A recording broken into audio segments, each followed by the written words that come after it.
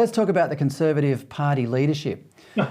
We've been seeing headlines over here about who will replace Boris Johnson as Conservative leader and ultimately become the next UK Prime Minister. They're saying now that Foreign Secretary Liz Truss has all the momentum to make it to the final two. One thing she has in her favour, she remained loyal to Boris Johnson. She's certainly not the assassin who, in this case, by all accounts, is Rishi Sunak. History going all the way back to Julius Caesar tells us that assassins never prosper, David. Certainly none of the assassins of recent Australian political history survived very long. David, is Liz... Go on, yeah. Yeah, and generally you're right. Assassins don't prosper. Liz Truss has remained loyal to Boris throughout, but even she has been a bit, I mean, dare I say it, spineless about defending his legacy and all the rest of it.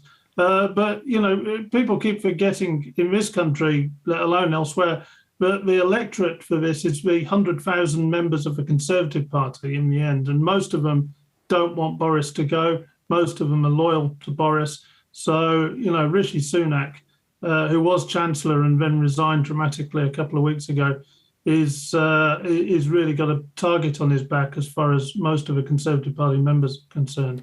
Well, speaking of supporters for these contenders, Liz Truss has some pretty high-profile backers, including Jacob Rees-Mogg. Unlike Rishi Sunak, she's a favourite with everyday voters. She represents the small state Liberal wing of the Conservatives and was one of the only ministers in Cabinet to protest against tax rises. She's tough too. She seems to be the only one with enough foreign experience to confront someone like Vladimir Putin.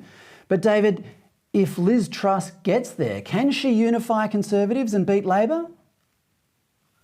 This is a big question, actually. I mean, you know, talk about the heat with the weather. It's the heat has been really kind of high in the Conservative Party in this last couple of weeks.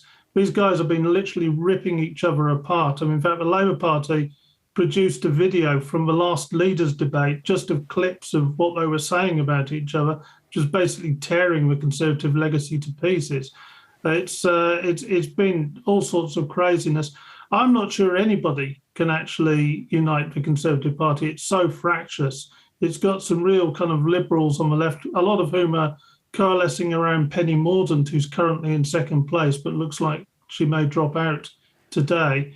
Then we've got Rishi Sunak is very much the establishment candidate, the old Remainer. Even though he voted Leave in 2016, he's picked up that kind of establishment vote, you know, the no change, the usual crowd running the show, the corporatists.